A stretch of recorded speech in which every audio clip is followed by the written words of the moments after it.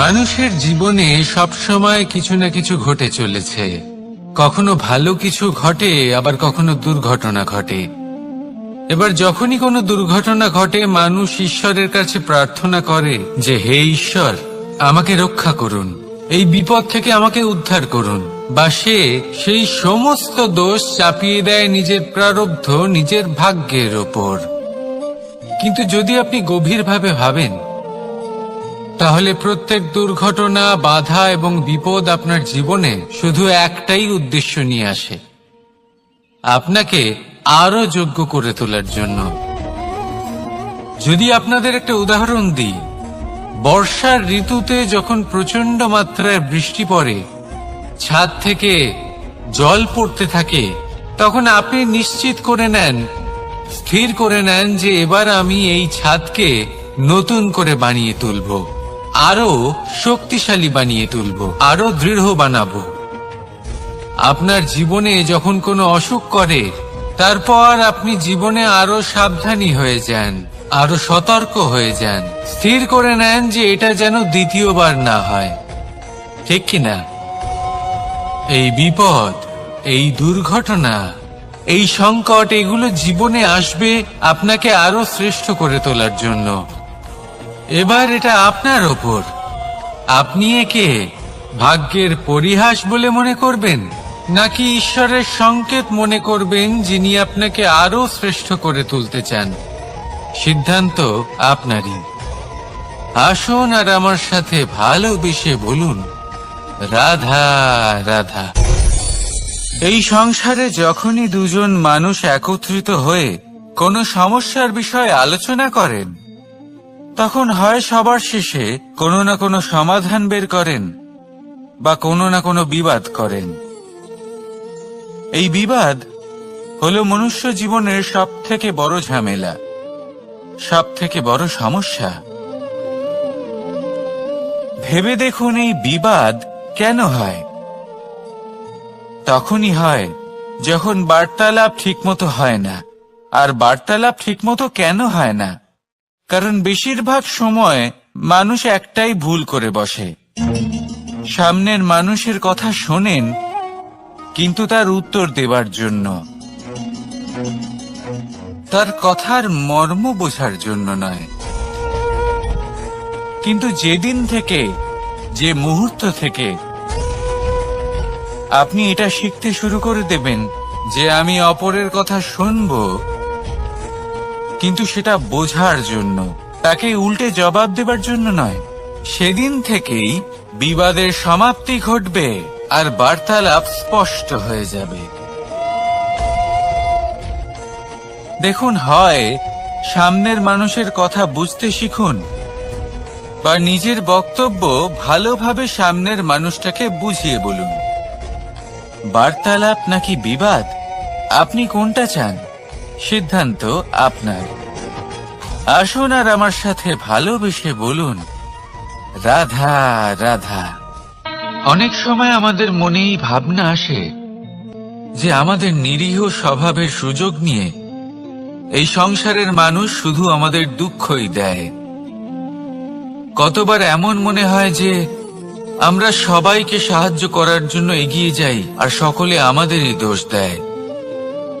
অনেক সময় এমন মনে হয় যে আমরা শুধুই সৎকর্ম করি, সকলের ভালো চাই, কিন্তু সকলে আমাদেরই বিষয়ে খারাপ কথা বলতে থাকে। দুঃখ হয়, কিন্তু আমাদের এটা ভেবে দেখা উচিত যে মানুষ আম গাছের গায়ে পাথর ছোড়ে, শাল গাছের গায়ে পাথর কেন ছোড়ে না? কারণ এই আম গাছে পাওয়া যায় মিষ্টি এবং সুস্বাদু ফল। অন্যদিকে শাল গাছ থেকে আমরা কি পাই? শুধুই কাঠ।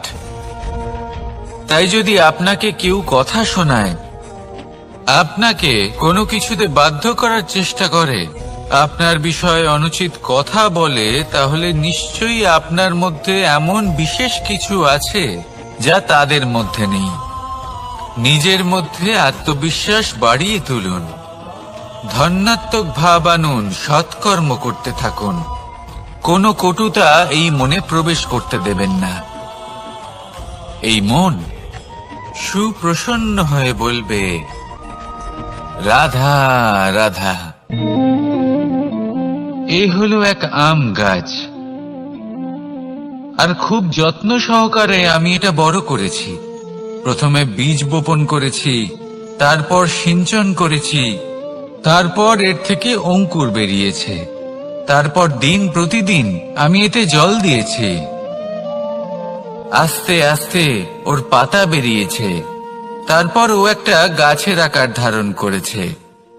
এইভাবেই যদি প্রতিদিন আমি ওর দেখাশোনা করি, তাহলে নিশ্চিত রূপে এর শিকড় আরো দৃঢ় হবে এবং একটা বিশাল গাছের আকার ধারণ করবে, যার থেকে কিছু ডাল জন্ম নেবে, আর তাতে আমি পাবো কিছু মিষ্টি সুস্বাদু আম ফল। এবার আম তো সকলের প্রিয়, সকলের পছন্দের ফল, সকলে খেতে চান।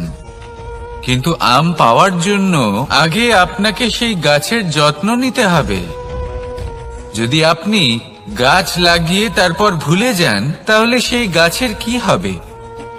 তার অস্তিত্বটাই মুছে যাবে, তাই না? আমাদের সম্পর্কগুলো কিছুটা এরকমই হয়। যদি সম্পর্ক জুড়ে আপনি ভুলে যান, তাহলে তার অস্তিত্বই মুছে যাবে। তাই শুধুই সম্পর্ক গড়বেন না, তাকে পালনও করুন।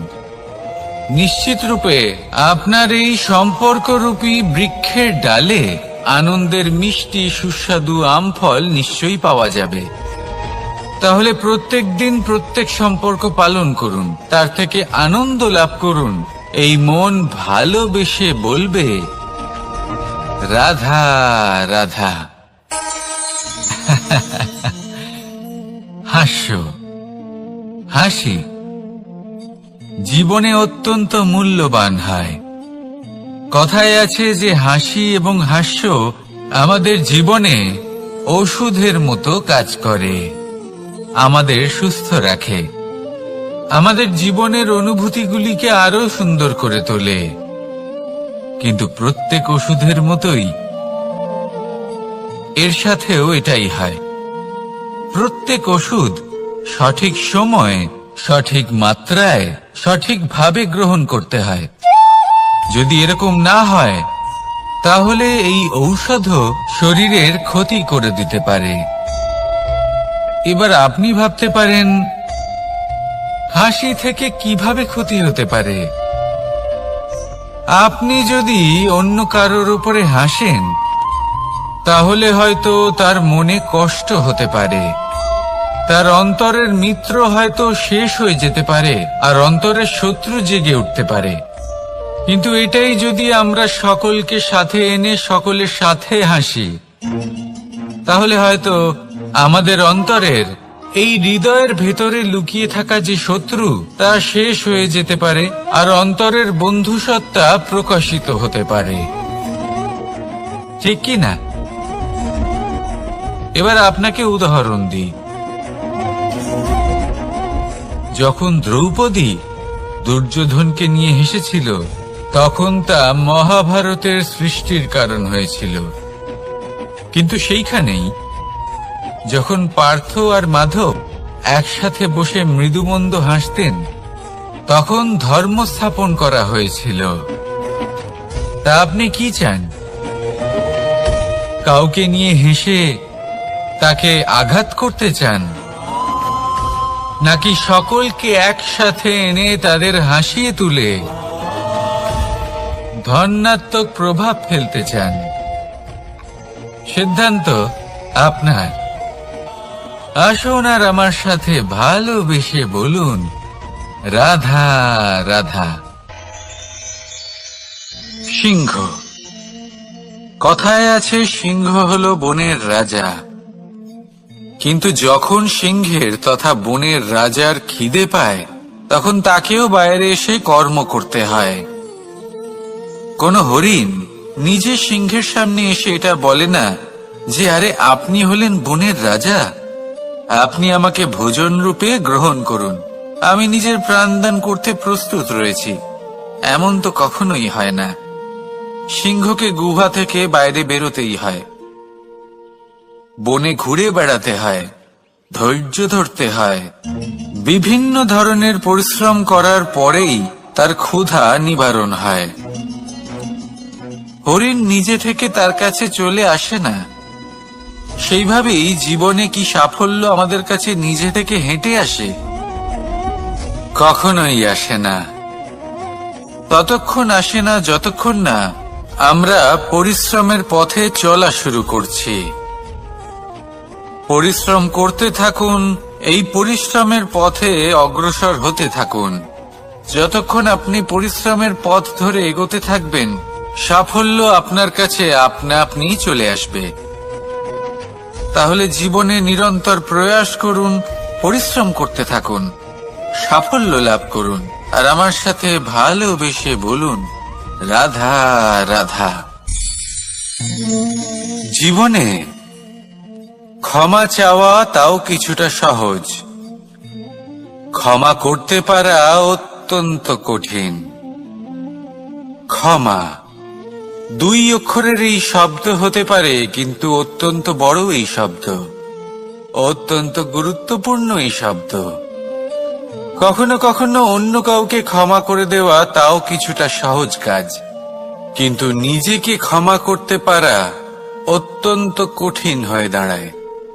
অতীতে যদি আমাদের এমন কোনো ভুল হয় যে কারণে আমরা নিজেকে ক্ষমা করতে পারি না, অনেক সময় এমন কিছু ভুল করে বসি যে বিষয় শুধু আমরাই জানি, কিন্তু আমরা নিজেকে ক্ষমাই করতে পারি না, আর আমাদের বিকাশ সেখানে স্তব্ধ হয়ে যায়। কারণ যদি আপনি ক্ষমা করতে না শেখেন, নিজেকে ক্ষমা যদি না করতে পারেন, তাহলে তা আপনার জীবনের সবথেকে বড় বাধা হয়ে দাঁড়াবে। সেই জন্য জীবনে অবশ্যই শিখুন যে কিভাবে নিজেকে ক্ষমা করতে হয়, আর শিখুন যে আগের করা ভুল আবার কি করে না করা যেতে পারে।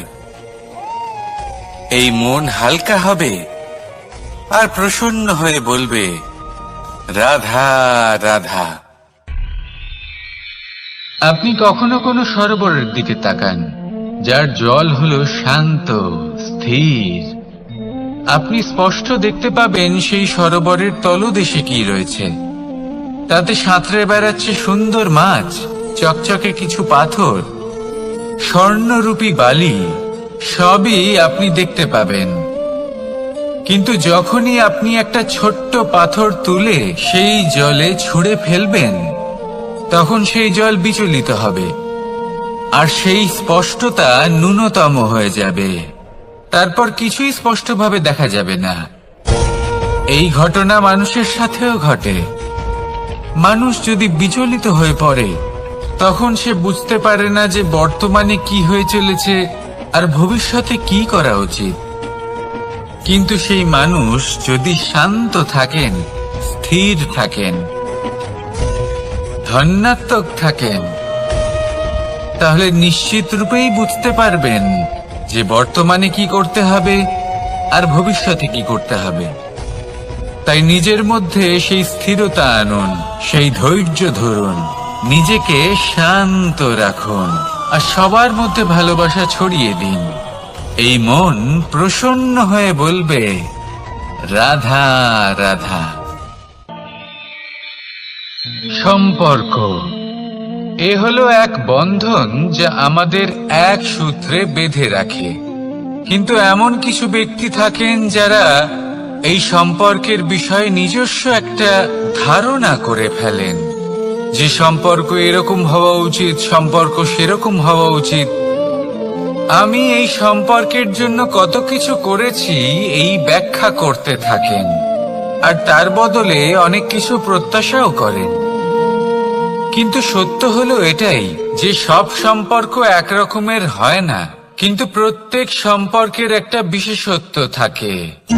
যেমন চোখ আর নাকের এই সম্পর্ককেই দেখুন। চোখের সব থেকে কাছে কে আছে? নাক আছে, কিন্তু এই চোখ দিয়ে এই নাককে আমরা দেখতেই পাই না। তবে কি ধরে নেব এই সম্পর্কের কোনো মূল্য নেই? এমনও নয়। ঠিক এইভাবেই যদি কোনো ব্যক্তি তার আবেগ আপনার কাছে ব্যক্ত করতে না পারেন বা প্রকট করতে না পারেন বা আপনাকে বোঝাতে না পারেন, তাহলে তার মানে এটা নয় যে তার সাথে আপনার সম্পর্কের তিক্ততা রয়েছে। এমনটা কখনোই নয়। শুধু চোখ আর নাকের এই সম্পর্কের মতোই হলো আমাদের জীবনে আমাদের আপনজনের সাথে সম্পর্ক। যদি কারোর ব্যবহার আপনার প্রতি অনুচিত হয় বা যদি কেউ অনুপস্থিত থেকে থাকে বা কেউ যদি আপনাকে বুঝতে না পারেন, তাহলে তার অর্থ এটা নয় যে আপনি সেই সম্পর্ক ভেঙে ফেলবেন। বুঝুন, আপনার জীবনে তার গুরুত্ব কোথায় আর তার জীবনে আপনার। সম্পর্ক গড়ে তুলুন, তাকে পালন করতে শিখুন, একসাথে মিলে চলুন। এই মন সুপ্রসন্ন হয়ে বলবে, রাধা রাধা। প্রারম্ভ শূন্যের দ্বারা হয়ে থাকে, তা সে ব্রহ্মাণ্ডই হোক, পৃথিবী হোক, আদি ইত্যাদি হোক। সবাই নিজের অস্তিত্ব শূন্য থেকে লাভ করে।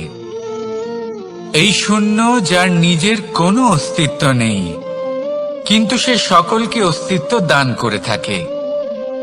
আমাদের এই শূন্যের মতো হতে হবে। যে আমাদের সাথে যুক্ত হবে তাদের অস্তিত্ব অনেক বেশি প্রখর হবে, বিশাল হবে, শ্রেষ্ঠ হবে। কিন্তু যেই আমরা তাদের থেকে দূরে যাব, তারা আমাদের উপস্থিতির আভাস পাবে,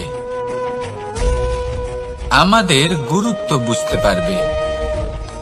শূন্যই হলো সূত্রপাত, শূন্যই হলো সমাপ্তি। শূন্যকে কেউ যতই ছোট মনে করুক, কিন্তু এই শূন্য অত্যন্ত গুরুত্বপূর্ণ। তাই এই শূন্যের মতো হয়ে উঠুন আর আমার সাথে ভালোবেসে বলুন, রাধা রাধা। সাগরের ঢেউ সমুদ্র তটে ধাক্কা খেয়ে, পাথরের সাথে ধাক্কা খেয়ে তার আকার বদলে দিতে পারে। বিভিন্ন আকারের পাথরে এদের ঘষে ঘষে গোলাকার বানিয়ে দিতে পারে। কিন্তু এই সাগরের ঢেউ এদের নিজেদের আকার কখনো বদলায় না। কিন্তু এমন কেন? কারণ এরা বিচ্ছিন্ন হয়েও আবার একত্রিত হতে জানে। অর্থাৎ যখন এরা বিচ্ছিন্ন হয় তখন মতভেদ অবশ্যই, কিন্তু আবার একত্রিত হওয়া হলো এদের একতার প্রতীক। দেখুন, ঝগড়াঝাঁটি, তর্ক বিতর্ক, মতভেদ এগুলো জীবনের অভিন্ন অঙ্গ, কিন্তু এদের কখনো মনে প্রবেশ করতে দেবেন না। যদি মনে প্রবেশ করেও ফেলে, তাদের মনে ঘর করতে দেবেন না, এদের বের করে ফেলুন। এই ঝগড়াঝাঁটি, তর্ক বিতর্ক, মতভেদ এদের সারা জীবন সাথে নিয়ে চলবেন না। যদি একসাথে নিয়ে চলতে চান, তাহলে সকলকে একসাথে নিয়ে চলুন, ঢেউয়ের মতো। একতায় বিশ্বাস রাখুন। একসাথে মিলে যদি এগোতে থাকেন, তাহলে অনেক দূর পৌঁছবেন। নয়তো শুধু দূরের কথা ভেবেই যাবেন। কি চান সেই সিদ্ধান্ত আপনারই। আসুন আর আমার সাথে ভালোবেসে বলুন, রাধা রাধা। এই সাগর হলো বিশাল। কথায় আছে যে জীবনের উৎপত্তি সাগর থেকেই হয়েছে। কথাটা ঠিকও। এই সাগরই আমাদের ভিন্ন ভিন্ন ধরনের বনস্পতি প্রদান করেন, মণি এবং মুক্ত প্রদান করেন। আমরা কতটা তুচ্ছ সেই বিষয়ে আমাদের উপলব্ধি ঘটান, আমাদের প্রেরণা প্রদান করেন, যাতে আমরাও সাগরের মতো বিশাল হয়ে উঠতে পারি। এই সাগরের অনেকগুলো গুণ আছে যা আমরা শিখতে পারি। আজ আমি কথা বলবো একটা বিশেষ গুণের বিষয়। বেশিরভাগ মানুষ মালিন্য, নোংরা পদার্থ, নোংরা বস্তু, অপদ্রব্য এই সাগরে ভাসিয়ে দেন। কিন্তু সাগর এই পদার্থ নিজের মধ্যে একত্রিত করে রাখেন না, এই সব নিজের ভেতর থেকে বাইরে বের করে দেন। এ হলো অত্যন্ত শ্রেষ্ঠ একটা গুণ।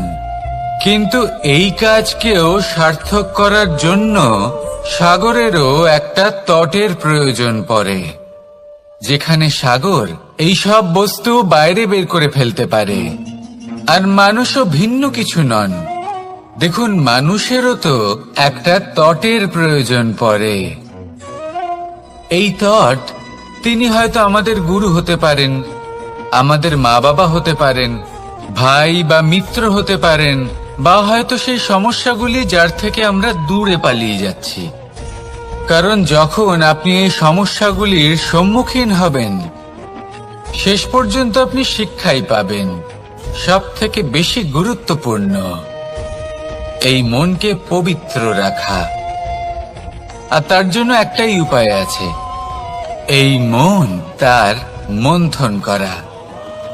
যদি এই মনের মন্থন করেন তাহলে পূর্ণরূপে পবিত্র হবেন। আর এই মন, আপনি তো জানেনই, প্রসন্ন হয়ে বলবে রাধা রাধা।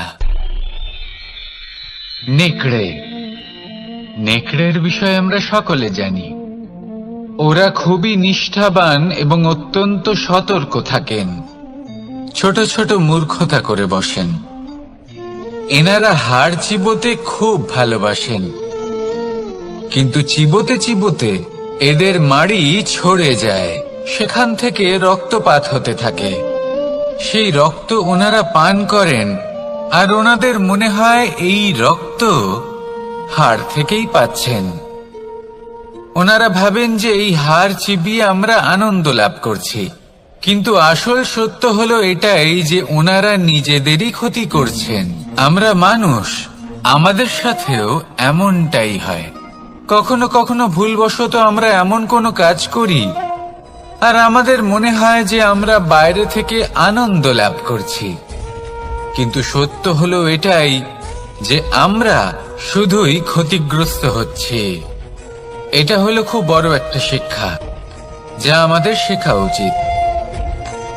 তা হলো এটা যে আমাদের বোঝা উচিত যে কখন আমরা লাভবান হচ্ছি আর কখন ক্ষতিটাকেই লাভ বলে মনে করছি।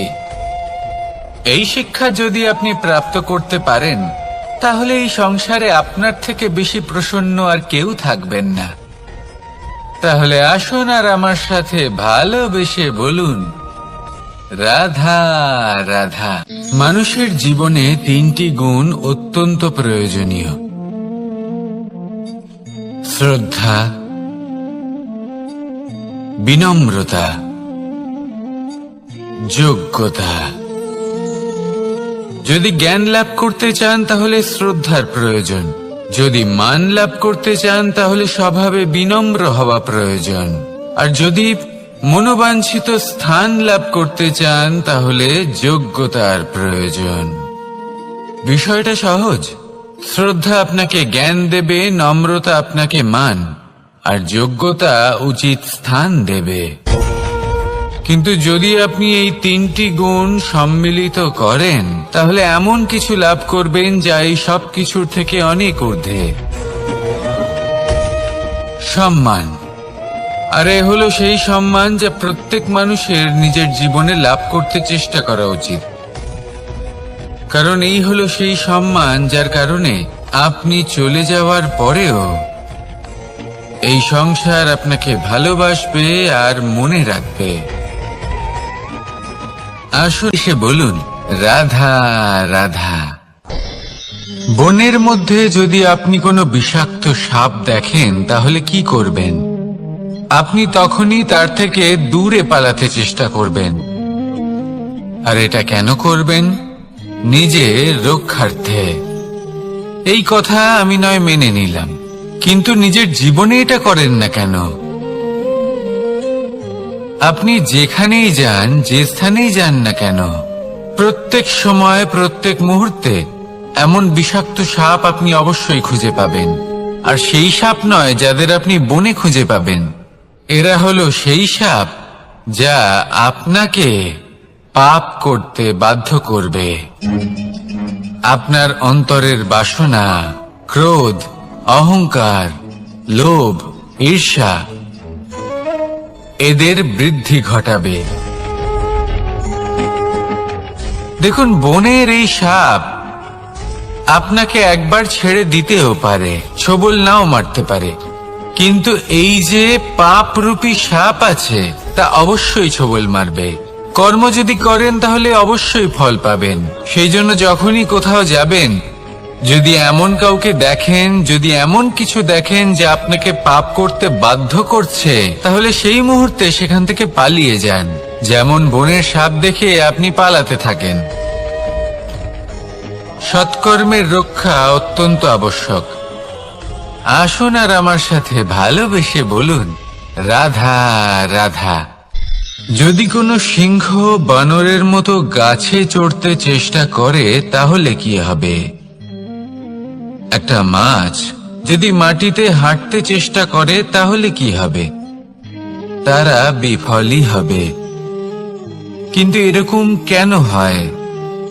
তার কারণ হলো প্রকৃতির রচনা কিছুটা এরকম। এখানে প্রত্যেকটি ব্যক্তিকে, প্রত্যেকটি প্রাণীকে আলাদা আলাদা গুণের অধিকারী করা হয়েছে এবং সকলকে একটা সীমাও প্রদান করা হয়েছে। এবার এই যে বৃক্ষ, পশু, পাখি, এদের মধ্যে সেই ক্ষমতাই নেই যে এরা নিজেদের যাচাই করতে পারবে, নিজেদের সীমাগুলো বুঝতে পারবে, নিজেদের সদ্গুণগুলো চিনতে পারবে। এরা সেটা করতে পারবে না। কিন্তু মানুষ তো আলাদা। মানুষের কাছে সেই বিশেষ শক্তি আছে যে তারা পূর্ণরূপে নিজেদের যাচাই করতে পারবে, নিজেকে পূর্ণরূপে বুঝতে পারবে, নিজের দোষ, নিজের অপগুণ, নিজের সদ্গুণ, নিজেদের সীমাগুলো তারা বুঝতে পারবে। আর এটা অত্যন্ত গুরুত্বপূর্ণ। কথায় আছে যে যদি সাফল্য লাভ করতে হয় তাহলে নিজেকে যাচাই করে নিতে হবে। তাই নিজেকে যাচাই করুন, নিজের সাথে পরিচিত হয়ে যান এবং জীবনে কর্ম করতে থাকুন। সাফল্যের শিখরে অবশ্যই পৌঁছে যাবেন। আর ওখানে যদি যান তাহলে এই মন প্রসন্ন হয়ে অবশ্যই বলবে, রাধা রাধা। অন্ধকারাচ্ছন্ন রাত্রি যদি এসে থাকে তাহলে আলোকিত প্রকাশ নিয়ে সূর্যও অবশ্যই আসে। রোগ যদি এসে থাকে তাহলে তার ওষুধও অবশ্যই আসে। সমস্যা যদি আসে তাহলে সেই সমস্যার সমাধানও নিজে থেকেই আমাদের কাছে চলেই আসে। এই সংসার, এই জীবনের শুধুমাত্র একটাই নিয়ম আছে, আর তা হলো এটাই, এই সংসার হলো একটা চক্রের মতো। এতে শাশ্বত বলে কিছু নেই, নিত্য বলে কিছু নেই। আর যা কিছুই রয়েছে সব বদলাতে চলেছে। যদি আপনার জীবনে দুঃখ থাকে, সমস্যা থাকে, যদি আপনি বিপদ দ্বারা আচ্ছন্ন, তাহলে মনে রাখবেন সবকিছু বদলে যেতে চলেছে। দুঃখের সময় কাঁদবেন না, মনকে আরো দুঃখী করে তুলবেন না, কারণ এখানে যা কিছুই এসেছে তা যাওয়ার জন্যই এসেছে। তাহলে এত চিন্তা কিসের? আনন্দ সহকারে জীবন যাপন করুন আর আমার সাথে ভালোবেসে বলুন, রাধা রাধা। রাত্রিবেলায় যখন আলোকিত জোনাকিদের দেখেন তখন মন প্রসন্ন হয়ে ওঠে। এদের দেখতে খুবই সুন্দর লাগে। আর এমন ঠিক কেন হয়? প্রথম হলো এটাই যে রাতের বেলায় চতুর্দিক অন্ধকারাচ্ছন্ন থাকে। এমত অবস্থায় যদি আমরা কোথাও একটু প্রকাশ দেখি তাহলে সেটাই আশার কিরণের ন্যায় মনে হয়। সেই প্রকাশই আমাদের মন প্রসন্ন করে তোলে। আর সেই জন্য যে সকল মানুষ রাতের বেলায় কোনো জোনাকি দেখতে পান তারা প্রসন্ন হয়ে যান। এবার কখনো কখনো জীবনে আমাদের মনে হয় যে চতুর্দিকে শুধুমাত্র অন্ধকারই হয়ে আছে। প্রত্যেকেরই তা কখনো মনে হয়। আর তখনই আমাদের নিরাশ হলে চলবে না, আমাদের দুঃখী হলে চলবে না। সেই সময় আমাদের খুঁজতে হবে নিজেদের আশেপাশে, চতুর্দিকে আর কোথাও না কোথাও আমরা প্রকাশ অবশ্যই দেখতে পাবো। আশার একটা কিরণ অবশ্যই দেখতে পাব। কেউ এমন একটা কর্ম করেন যেটা দেখে আমরা প্রেরিত হয়ে যাই, আর এমন কোনো কর্ম যদি আপনারা করেন তাহলে সেই কর্ম আপনার মনকে প্রসন্ন ভাব, আনন্দ এবং ভালোবাসা দ্বারা ভরিয়ে তুলবে। আপনার অন্তরের সেই অন্ধকারের অন্ত করবে, দুঃখেরও অন্ত করবে। আর এই মন প্রসন্ন ভাব নিয়ে বলবে, রাধা রাধা। মনুষ্য জীবনের সবথেকে বেশি গুরুত্বপূর্ণ বিষয় হল মনের একাগ্রতা। এই সংসারের যে কটি মহান কার্য সম্পাদন হয়েছে তা হল মনের এই একাগ্রতার একমাত্র ফল।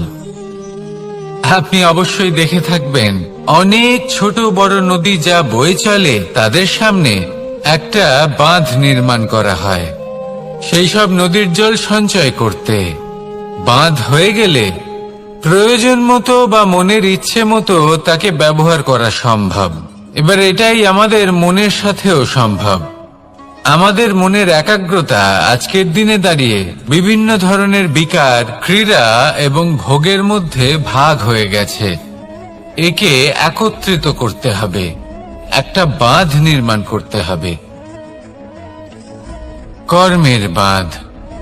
আপনাকে শুধু এটাই করতে হবে, যেটা উচিত কর্ম সেটাই করুন, যেটা অনুচিত কর্ম সেটা করা থেকে নিজেকে বিরত রাখুন। ব্যাস, এই কাজটাই আপনি করতে থাকুন, মনের মধ্যে একাগ্রতার বাঁধ নির্মাণ করুন। আর একবার যদি তা নির্মাণ হয়ে যায় তাহলে যখন চাইবেন, যেখানে চাইবেন, যতটা চাইবেন একাগ্রতা প্রয়োগ করতে পারবেন। আর একবার যদি আপনি এটা শিখে যান তাহলে এই সংসারকে বদলে ফেলার মতো কাজ আপনি করতে পারবেন, সমাজকে শোধরাবার মতো কাজ করতে পারবেন।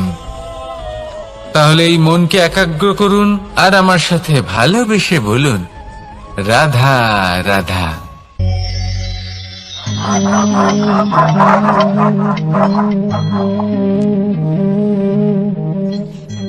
কোন ব্যক্তিকে নিশ্চয়ই দেখেছেন যিনি নিজে কাঠ কাটার এই কাজে নিপুণ এবং অভিজ্ঞ। এবার আপনারা দেখবেন যে তার মনোযোগ সমস্ত কাঠের ওপর থাকে না, তার মনোযোগ থাকে শুধুমাত্র একটা কাঠের ছোট্ট একটি অংশের ওপর, যেখান থেকে তার টুকরো করা হচ্ছে। কিন্তু সেটা উনি কেন করেন? যদি এটা উনি না করেন তাহলে সেই কাঠ সঠিক পদ্ধতি এবং তাড়াতাড়ি কাটা যাবে না। জীবনেও তাই হয়ে থাকে।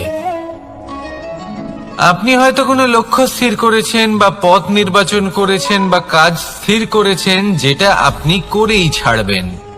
তাহলে নিজের সম্পূর্ণ মনোযোগ শুধুমাত্র তার উপর কেন্দ্রীভূত করুন। যদি আপনার মন এদিক ওদিক তাকাতে থাকে, অস্থির হয়ে পড়ে, বিচলিত হয়ে পড়ে, যদি তা হয়ে থাকে তাহলে আপনি অবশ্যই অসফল হবেন। তাই কর্মঠ থাকুন, নিরন্তর কর্ম করতে থাকুন এবং পূর্ণ মনোযোগ দিয়ে নিজের কাজ করুন। নিজের পথে অগ্রসর হন বা নিজের লক্ষ্য প্রাপ্ত করতে চেষ্টা করুন। তারপর দেখুন কি হয়, কিভাবে উচিত পথে এবং তীব্র গতিতে আপনার লক্ষ্য আপনার কাছেই পৌঁছে যায়। আর আপনার এই মন প্রসন্ন হয়ে বলে, রাধা রাধা। কখনো কোনো নদীকে দেখেছেন? একই আকার, একই স্থান, শুধু প্রবাহিত হতে থাকে। এর মধ্যে কখনো কোনো অপদ্রব্য ফেলে দেখুন, দেখবেন সেটা বেশিক্ষণ সেখানে থাকে না। সেটা নদীর সাথে বইতে থাকে আর বয়ে যেতে যেতে সাগরে সমাহিত হয়ে যায়, আর শেষ পর্যন্ত সাগর সেটাকে তটে ফেলে দেয়। কিছুটা এমন হওয়া উচিত আমাদের বিচারধারাও। এক স্থানে তা স্থগিত হওয়া উচিত নয়। আজ আমরা দুই ধরনের ব্যক্তির বিষয়ে কথা বলবো। প্রথম জন হলেন যে প্রয়োজনের থেকে অনেক বেশি পরিমাণ ধন উপার্জন করে থাকেন। তার কাছে ততটা ধন থাকে যতটা তার প্রয়োজনও নেই, তারপরেও আরো ধন উপার্জন করতে চেষ্টা করতে থাকেন। সকল সম্ভব চেষ্টা করেন, সকল সম্ভব কর্ম করেন, তা সে উচিত কর্ম হোক বা অনুচিত। তাতে তাদের কিছুই যায় আসে না। তারা শুধুই এই সংসারের সকল সুখ ভোগ করতে চান, সকল স্বাচ্ছন্দ্য লাভ করতে চান। আজীবন তারা প্রচেষ্টাই করতে থাকেন। এবার এই করতে গিয়ে তারা ভারাক্রান্ত হয়ে সমস্যার সম্মুখীন হন। এনাদের সমগ্র জীবন এই চেষ্টাতেই চলে যায়, জীবন যাপন করার বদলে। অন্যদিকে আরেকজন ব্যক্তি, যিনি জানেন তার প্রয়োজন কতটুকু, আর শুধুমাত্র সেই পরিমাণ ধন অর্জন করেন, তার থেকে বেশি একটুও নয়। উনি যদি দুবেলা খেতে পান, মাথা গোজার ঠাঁই পেয়ে যান, সেটাই পর্যাপ্ত। তাতেই তিনি আনন্দে জীবন যাপন করেন, না কোনো বৃথা চিন্তা করেন, না কোনো বৃথা কষ্ট করেন। এবার আমি আপনাদের জিজ্ঞেস করব, এই দুই ব্যক্তির মধ্যে আপনি কোন ব্যক্তি হতে চাইবেন?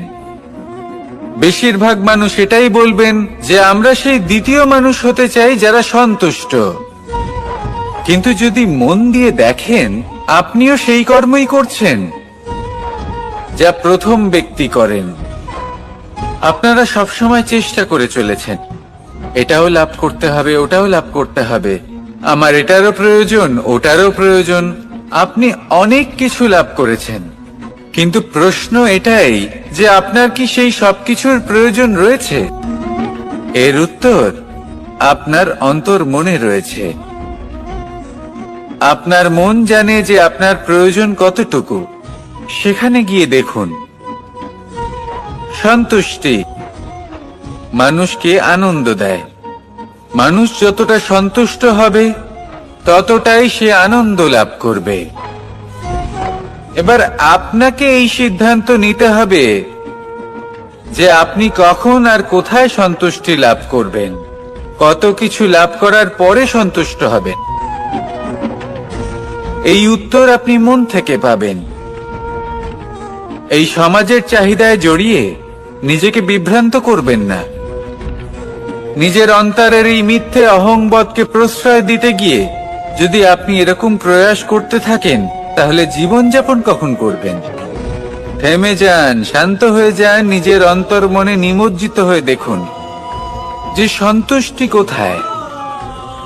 এই সন্তুষ্টি লাভ করুন। এই মন প্রসন্ন হয়ে বলবে, রাধা রাধা। ক্ষমা একটা অত্যন্ত সুন্দর শব্দ, আমার খুব প্রিয় শব্দ। কিন্তু এই ক্ষমা কখন আর কিভাবে প্রয়োগ করতে হবে সেটা বোঝা প্রয়োজনীয়। এক, যদি আপনি কোনো অন্যায় করেন আর ক্ষমা না চান, ক্ষমা প্রার্থনা না করেন, ক্ষমা চাওয়া থেকে এড়িয়ে যান, তাহলে তাতে আপনারই ক্ষতি হবে। কিভাবে? ক্ষমা না চাইলে মনের মধ্যে অহংকার জাগ্রত হয়, আর অহংকার তো প্রকৃত অর্থে আমাদের ক্ষতিই করে। দুই, কেউ যদি অপরাধ করেন, আপনার থেকে ক্ষমা না চান, তাহলে তাকে ক্ষমা করবেন না। ক্ষমা হলো অত্যন্ত অমূল্য, আর না চাইতেই কাউকে ক্ষমা দান করা এটা উচিত নয়। তিন, যদি কেউ আপনার সাথে অনুচিত কিছু করেন, অপরাধ করেন, আর আপনার থেকে ক্ষমা চান, তাহলে তাকে ক্ষমা করে দিন। তাতে আপনার অন্তরের করুণাবোধ জাগ্রত হবে, প্রেম জাগ্রত হবে, আর তা আপনার জন্য শুভ হবে। চার, যদি আপনি নিজে কোনো অপরাধ করেন, তাহলে অবশ্যই ক্ষমা চাইবেন। তাতে আপনারই লাভ হবে। কিভাবে? সামনের ব্যক্তি আপনাকে ক্ষমা করুক বা না করুক, আপনার অন্তরের অহংকার ক্ষীণ হবে, আর এই মন আরো নির্মল হয়ে উঠবে। এই ক্ষমা অত্যন্ত অমূল্য। ভেবেচিন্তে একে ব্যবহার করুন, আর আমার সাথে ভালোবেসে বলুন, সম্পর্ক হলো আমাদের জীবনের একটি আধার। কিছু সম্পর্ক এমন যা আমরা জন্মসূত্রে লাভ করি, যেমন পরিবার, মা, বাবা। কিছু সম্পর্ক আছে যা আমরা জীবনে অর্জন করে থাকি, তা সে প্রেমের হোক, স্নেহের হোক বা বন্ধুত্বের। এই সকল সম্পর্ক লাভ করার বা গড়ে তোলার 5টি ধাপ রয়েছে। প্রথম ধাপ, কোনো ব্যক্তির সাথে আলাপ হওয়া, তার সাথে কথা বলা বা তাকে দেখা। দ্বিতীয় ধাপ, সে ব্যক্তিকে আমাদের ভালো লাগা। তৃতীয় ধাপ, আমাদের এটা চাইতে শুরু করা যে জীবনে এই ব্যক্তি যেন আমাদের বন্ধু হন, আমাদের জীবনে থাকেন, বা আমাদের কাউকে ভালোবেসে ফেলা আর এটা আমাদের ভাবা বা চাওয়া যে সেই ব্যক্তি যেন আজীবন আমার সাথে থাকেন, আমার জীবনে আমার সাথী হয়ে। চতুর্থ ধাপ, লাভ করা। এবার এই ধাপটি অনেক মানুষের পক্ষেই খুবই সরল হয়, বড়ই সরলভাবে নিজেদের সঙ্গীকে লাভ করে থাকেন। কিছু মানুষের জন্য এই ধাপ অত্যন্ত কঠিন হয়ে থাকে। অনেক প্রতিকূল পরিস্থিতির উপর জয়লাভ করে তারা সঙ্গীকে লাভ করেন, কিন্তু লাভ অবশ্যই করেন। এরপরে আসে পঞ্চম, অন্তিম এবং সব থেকে গুরুত্বপূর্ণ ধাপ। সেটা হলো সেই সম্পর্ক পালন করা। এটা হলো এমন এক বিষয় যা প্রত্যেক মানুষের শেখা উচিত। যদি ব্যক্তি নিজের জীবনে সম্পর্ক রক্ষা করতে শিখে যান, তবে প্রত্যেক সম্পর্ক তার জীবনকে স্বর্গ করে তুলবে। আসুন আর আমার সাথে ভালোবেসে বলুন, রাধা রাধা।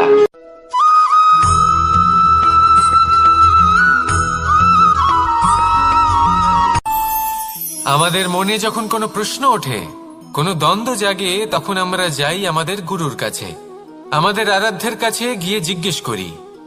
এইভাবেই একদিন আমি পৌঁছলাম আমার আরাধ্যের কাছে, আমার মহাদেবের কাছে, আর ওনাকে প্রশ্ন করলাম যে মহাদেব, জীবনে আনন্দ পাওয়ার, উৎসব পালনের, প্রেম ভাগ করে নেবার, জীবনকে উপভোগ করে নেওয়ার সর্বশ্রেষ্ঠ সময় কোনটা?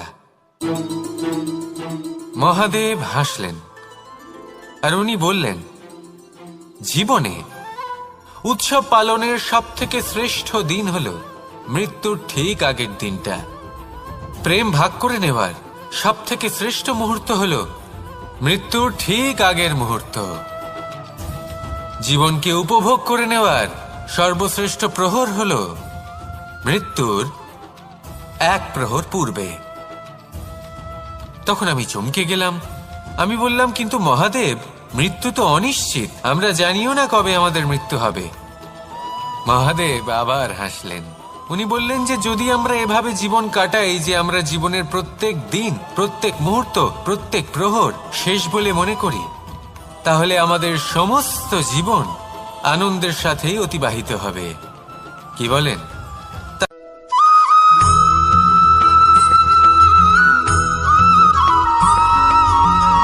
এই সংসারে কোনো বস্তু হোক বা ব্যক্তি হোক, তার একার গুরুত্ব কিন্তু খুব বেশি নয়। একটা উদাহরণ হিসেবে বৃষ্টির ফোঁটাকে ভেবে দেখুন। যদি একটি বৃষ্টির ফোঁটা হয় তাহলে তার খুব বেশি গুরুত্ব থাকে না, কিন্তু যখন সহস্র বৃষ্টির ফোঁটা মেঘের মধ্যে দিয়ে ঝরে পড়ে, তখন সেটা বর্ষার রূপ ধারণ করে। সেই বর্ষা যা এই প্রকৃতিকে শান্ত করে। সেইভাবেই পাথরের ছোট টুকরো, তার খুব বেশি গুরুত্ব থাকে না, কিন্তু যখন অসংখ্য পাথরের টুকরো একত্রিত হয় তখন তা পর্বতের আকার ধারণ করে। সেইভাবেই কিছু মানুষ যখন একত্রিত হন তখন তৈরি হয় পরিবার, কিছু পরিবার যখন একত্রিত হয় তখন তৈরি হয় সমাজ, যখন অনেক সংখ্যক সমাজ একত্রিত হয় তখন তৈরি হয় রাজ্য। এবার এই রাজ্যের সব থেকে গুরুত্বপূর্ণ ব্যক্তি হতে পারেন রাজা, কিন্তু তাও সেই রাজা একা কিছু করতে পারেন না। যুদ্ধ লড়ার সময় তারও নিজের সৈন্যদলকে প্রয়োজন পড়ে। কিন্তু এই সংসারে এমন একজন ব্যক্তি আছেন যিনি একাই সব কাজ করতে থাকেন, এবং সেই ব্যক্তি হলেন মা।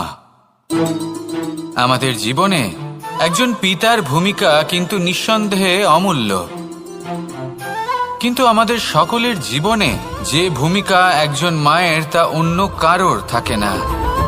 একজন মা একাই সন্তানকে বড় করতে পারেন, সংস্কারী করে তুলতে পারেন, তার জন্য পরিশ্রম করেন। আর এত কিছু কাজ করার পরেও তার কাজের জন্য তিনি প্রশংসা অবশ্য পান না, উল্টে যদি সেই সন্তান অনুচিত পথে চালিত হয়, অনুচিত কর্ম করে, তখন সেই মাকেই অপবাদের পাত্র হয়ে উঠতে হয়। আমাদের জীবনে মায়ের যোগদান কতটা সেটা বুঝুন। আপনাকে বড় করে তোলার জন্য উনি কতটা পরিশ্রম করেছেন সেটা বুঝুন। আজ থেকে, এখন থেকে, এই মুহূর্ত থেকে মাকে সম্মান করতে শিখুন। যখন সময় পাবেন, যখন সুযোগ হবে, তখন তার প্রশংসা করুন। ওনারও ভালো লাগবে। আর মায়ের এই মমতার জন্য, তার এই ভূমিকার জন্য আসুন সবাই মিলে আমরা তাকে প্রণাম করি। আর সকলে মিলে ভালোবেসে বলি, রাধা রাধা।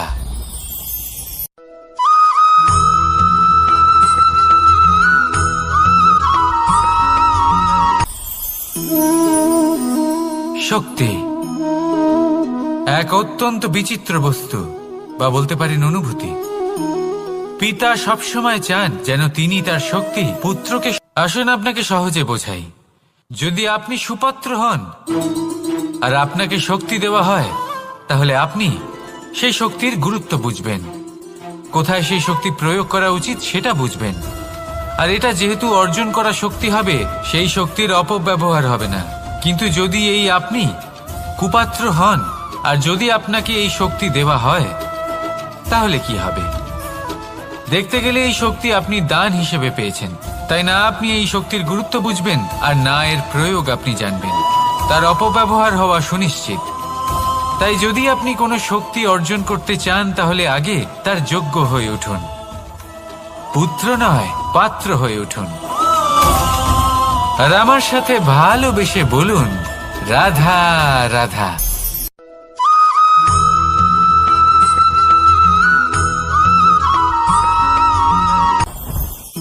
জীবনে কিছু শেখা অত্যন্ত গুরুত্বপূর্ণ। এবার কি কি শিখতে হবে, সেই সব শেখানোর জন্য অনেক শিক্ষক রয়েছেন। কিন্তু কি শিখবেন না আর কি করবেন না, এটা আমাদের নিজের অভিজ্ঞতা দিয়ে শিখতে হয়। কিন্তু তার মানে এটা নয় যে যদি আপনাকে শিখতে হয় যে আগুনের তাপ কতটা, আপনাকে আগুনের মধ্যে হাত দিতে হবে। না, অন্য কারোর অভিজ্ঞতা দ্বারাও শিখতে পারেন। প্রশ্ন শুধুমাত্র একটাই যে আপনি কি শিখতে চান নাকি চান না। যদি আপনি এটাই ভাবেন যে আমি শুধুই নিজের অভিজ্ঞতা দ্বারাই শিখতে চাই, তাহলে জীবনকাল ছোট মনে হবে, অনেক কিছুই শিখতে পারবেন না। তাই নিজের সাথে সাথে বড়দের অভিজ্ঞতার দ্বারাও শেখা শুরু করে দিন। এই সংসারের অভিজ্ঞতা দ্বারা শিখতে শুরু করে দিন। আর এটা নিশ্চিত রূপে শেখা আবশ্যক যে কখন কি করবেন না, কোথায় থামতে হবে আর কোথায় থামবেন না। তাহলে আসুন আর আমার সাথে ভালোবেসে বলুন, রাধা রাধা।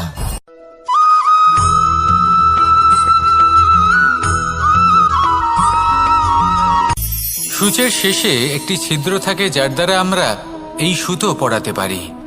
আর তারপর সূচের সাহায্যে এই সুতো দিয়ে বস্ত্র সেলাই করা যায়। কিন্তু যদি সুতোটা সোজা করে ধরা না হয়, তাহলে সূচে কখনো এই সুতো পরানোই সম্ভব নয়। যদি এতে কোনো গিঁট পড়ে, তখন তা কখনোই এই ছিদ্র দ্বারা প্রবেশ করা সম্ভব নয়। ঠিক এইভাবেই যদি আপনি কারোর জীবনে প্রবেশ করতে চান, কারোর অন্তরে প্রবেশ করতে চান, তাহলে আপনাকেও সহজ থাকতে হবে। এতে কোনো গিঁট থাকলে চলবে না, অর্থাৎ মনে যাতে কোনো মালিন্য না থাকে, যেন কোনো কুচিন্তা না থাকে। যদি এসব থাকে, তাহলে আপনি কখনো কারোর জীবনে প্রবেশ করতে পারবেন না। আর যদি কোনোভাবে আপনি প্রবেশ করেও যান, তাহলে তার মনে ঘর করতে পারবেন না। নিজেকে এই সুতোর মতন করে তুলুন, সহজ। মনে যেন কোনো কুচিন্তা না থাকে, সবার প্রতি যেন সদ্ভাবনা থাকে, শুভ চিন্তা থাকে। এমনটা করতে থাকুন। এমন একটা দিন আসবে যেদিন এই সমস্ত সংসারের ব্যক্তির মনে আপনি বাস করবেন। আর তখন এই মন প্রসন্ন হয়ে বলবে, রাধা রাধা।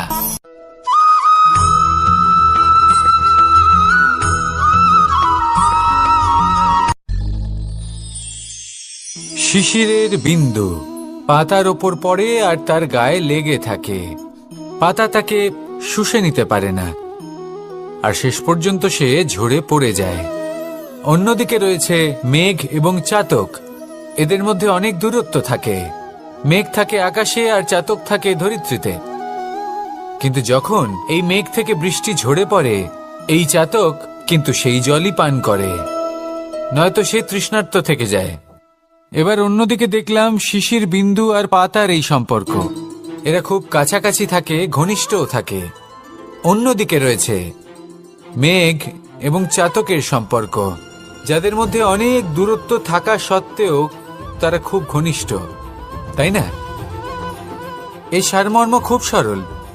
এই নৈকট্য, এই দূরত্ব, তা আপনার সম্পর্কে প্রভাব কিছুতেই ফেলতে পারে না।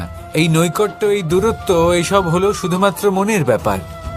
কখনো আপনি অনুভব করেছেন আপনি কারোর থেকে অনেক অনেক দূরে আছেন, অনেক দূরে আছেন, তাও সেই ব্যক্তির প্রতি আপনি টান অনুভব করেন। সেখানে আপনি কারোর সাথে প্রত্যেক দিন অতিবাহিত করেন, সমস্ত জীবন অতিবাহিত করেন, সব থেকে বেশি সময় তার সাথে অতিবাহিত করেন, তাও তার প্রতি সেই টান অনুভব করেন না। এই সংকেত হলো মনের দূরত্বের। তাহলে মনের এই দূরত্ব দূর করুন আর আমার সাথে।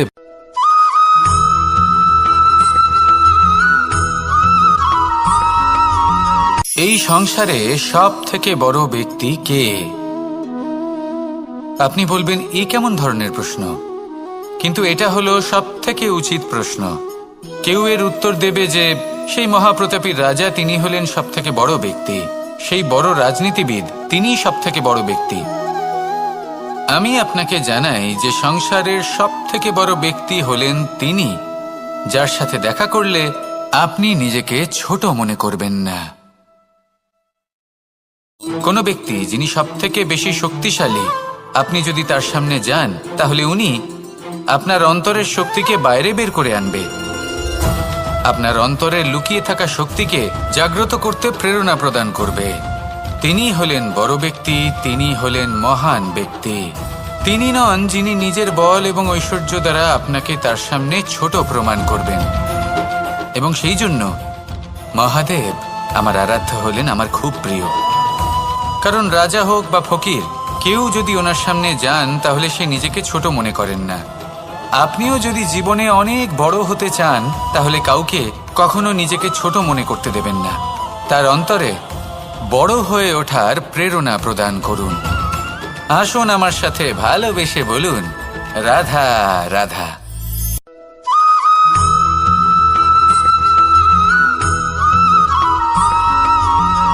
যখন আমরা কোনো বনে প্রবেশ করি, তখন এই সবুজ ঘাস দেখে, এই কোমল ঘাস দেখে আমাদের মন প্রফুল্ল হয়ে ওঠে। ভিন্ন ভিন্ন প্রজাতির ফুল, ভিন্ন ভিন্ন রঙের ফুল দেখে এই মন আনন্দে ভরে ওঠে। এখানে শিশুরা আনন্দ লাভ করে, বড়রা ভোজন গ্রহণ করেন, কথাবার্তা বলেন, হাঁটাহাঁটি করে বেড়ান। এবার ভেবে দেখুন, যখন এই উপবনের নির্মাণ হয়েছিল, সেই সময় যদি এই মাটিকে সঠিকভাবে খনন না করা হতো, যদি তাতে সঠিকভাবে বীজ রোপণ না করা হতো, যদি কোনো সংঘর্ষ না হতো, পরিশ্রম না করা হতো, যদি চলতে চলতে পায়ে কাঁটা না বিঁধে যেত, তাহলে এই সুন্দর বন দেখে আমরা কি এই আনন্দ লাভ করতে পারতাম? কখনোই নয়। ধরুন কোনো নদীর তটে সুন্দর একটি বন আছে, সেই বনের আনন্দ লাভ করতে গেলে আপনাকে সেই নদী পার করতেই হবে। যদি সুখের নদীর কাছে পৌঁছতে চান, তাহলে তটে যে কাঁটা রয়েছে সেগুলোর সাথে সংঘর্ষ করতেই হবে। এই সংসারে যদি আপনি সুখ লাভ করতে চান, তাহলে সুখ লাভের এই যাত্রা শুরু করতে হবে সংঘর্ষ দ্বারা। তাহলে সংঘর্ষকে স্বাগত জানান, এর পেছনেই সুখ রয়েছে যা আপনার জন্য অপেক্ষা করছে। এবার হাসুন আর আমার সাথে ভালোবেসে বলুন, রাধা।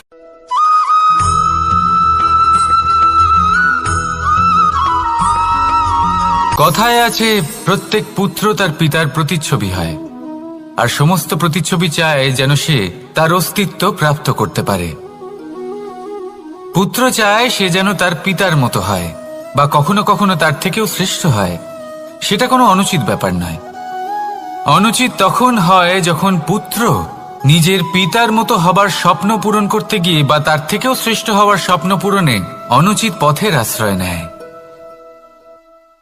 কারণ তারপরে সে তার পিতার গুণগুলি আত্মসাৎ করতে চায় না। সে শুধুই এটা চায় যে সংসারের চোখে যেন আমি শ্রেষ্ঠ প্রমাণিত হই। এটা অনুচিত। সংসারে এমন অনেক মানুষ আছেন যারা এই কারণে শ্রেষ্ঠ হবার চেষ্টা করেন যাতে তার পরিবারের তার পিতার সম্মান বৃদ্ধি পায়। এমনও মানুষ থাকেন, আর এটাই হলো পার্থক্য উদ্দেশ্যের। মনে রাখবেন, যদি আপনার উদ্দেশ্য শুভ হয় তাহলে পথও শুভ হবে, যদি আপনার উদ্দেশ্য অশুভ হয় তাহলে পথও অশুভ হবে। তাহলে নিজের পিতার মতো হবার চেষ্টা অবশ্যই করুন, তার থেকেও শ্রেষ্ঠ হওয়ার চেষ্টা অবশ্যই করুন, কিন্তু মনে রাখবেন আপনার সংকল্প আর আপনার উদ্দেশ্য এই দুই শুভ হওয়া উচিত। তাহলে আসুন আর আমার সাথে ভালোবেসে বলুন, রাধা রাধা।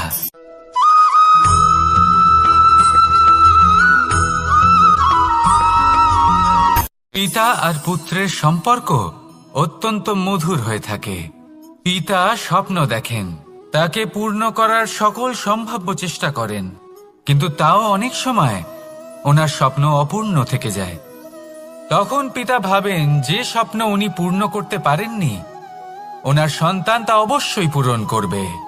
যে স্থানে উনি কখনো পৌঁছতে পারেননি সেই স্থানে ওনার পুত্র অবশ্যই পৌঁছবে। পিতা নিজের সন্তানের ভবিষ্যৎ নিয়ে সেই স্বপ্ন দেখেন, আর যখন সেই সন্তান সামনে এগোতে থাকে তখন তার দুঃখ হয় না, বরং গর্ব হয়।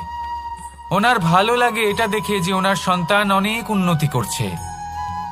কিন্তু যখন সন্তান নিজের অভিভাবকের শক্তি দেখে, তার যশ দেখে হিংসা করতে থাকে, সমস্যা সেইখানেই শুরু হয়। সেই জন্য সকল সন্তানকে এটা মনে রাখতে হবে, দেখুন, পুত্র হবার সুবাদে, এক সন্তান হবার সুবাদে এটা হলো আপনার অধিকার যে আপনি আপনার পিতার থেকে বেশি উন্নতি করবেন। আপনার পিতাও এটাই চান, কিন্তু সুস্থভাবে এটা করুন।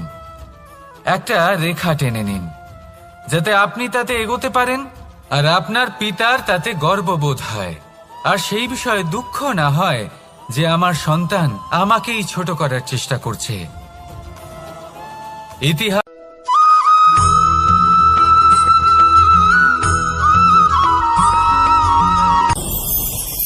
ভয়ের সাথে আমরা সবাই পরিচিত, কষ্টও আমরা সবাই পেয়েছি। কখনো কখনো আমরা অসুস্থ হয়ে পড়ি, আর এমন সময় হলে মাতার মমতা, কখনো বাবার স্নেহ, কখনো বন্ধুদের পাশে থাকার অনুভূতি আমাদের রোগ নিরাময়ে সাহায্য করে। কখনো যদি আমরা নিরাশ হয়ে পড়ি, তখন যদি আমাদের কোনো আপনজন আমাদের দুটো ভালো কথা বলে, তখন আমাদের মনোবল বেড়ে যায়। ঠিক তেমন সংসারের এই রঙ্গমঞ্চে যদি আপনি পীড়িত অনুভব করেন,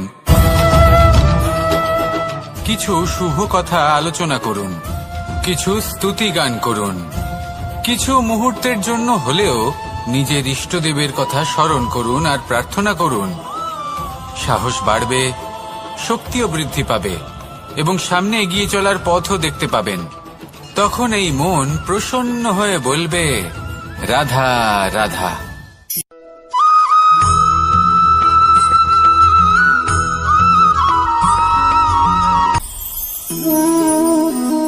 শক্তি এক অত্যন্ত বিচিত্র বস্তু, বা বলতে পারেন অনুভূতি। পিতা সবসময় চান যেন তিনি তার শক্তি পুত্রকে। আসুন আপনাকে সহজে বোঝাই। যদি আপনি সুপাত্র হন আর আপনাকে শক্তি দেওয়া হয়, তাহলে আপনি সেই শক্তির গুরুত্ব বুঝবেন, কোথায় সেই শক্তি প্রয়োগ করা উচিত সেটা বুঝবেন। আর এটা যেহেতু অর্জন করা শক্তি হবে, সেই শক্তির অপব্যবহার হবে না। কিন্তু যদি এই আপনি কুপাত্র হন আর যদি আপনাকে এই শক্তি দেওয়া হয়, তাহলে কি হবে? দেখতে গেলে এই শক্তি আপনি দান হিসেবে পেয়েছেন, তাই না আপনি এই শক্তির গুরুত্ব বুঝবেন আর না এর প্রয়োগ আপনি জানবেন। তার অপব্যবহার হওয়া সুনিশ্চিত। তাই যদি আপনি কোনো শক্তি অর্জন করতে চান, তাহলে আগে তার যোগ্য হয়ে উঠুন। পুত্র নয়, পাত্র হয়ে উঠুন আর আমার সাথে ভালোবেসে বলুন, রাধা রাধা।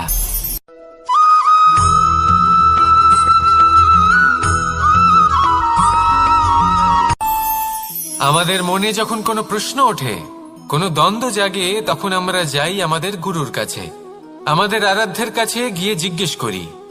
এইভাবেই একদিন আমি পৌঁছলাম আমার আরাধ্যের কাছে, আমার মহাদেবের কাছে, আর ওনাকে প্রশ্ন করলাম যে মহাদেব, জীবনে আনন্দ পাওয়ার, উৎসব পালনের, প্রেম ভাগ করে নেবার, জীবনকে উপভোগ করে নেওয়ার সর্বশ্রেষ্ঠ সময় কোনটা? মহাদেব হাসলেন আর উনি বললেন, জীবনে উৎসব পালনের সব থেকে শ্রেষ্ঠ দিন হল মৃত্যুর ঠিক আগের দিনটা। প্রেম ভাগ করে নেওয়ার সব থেকে শ্রেষ্ঠ মুহূর্ত হল মৃত্যুর ঠিক আগের মুহূর্ত। জীবনকে উপভোগ করে নেওয়ার সর্বশ্রেষ্ঠ প্রহর হল মৃত্যুর এক প্রহর পূর্বে।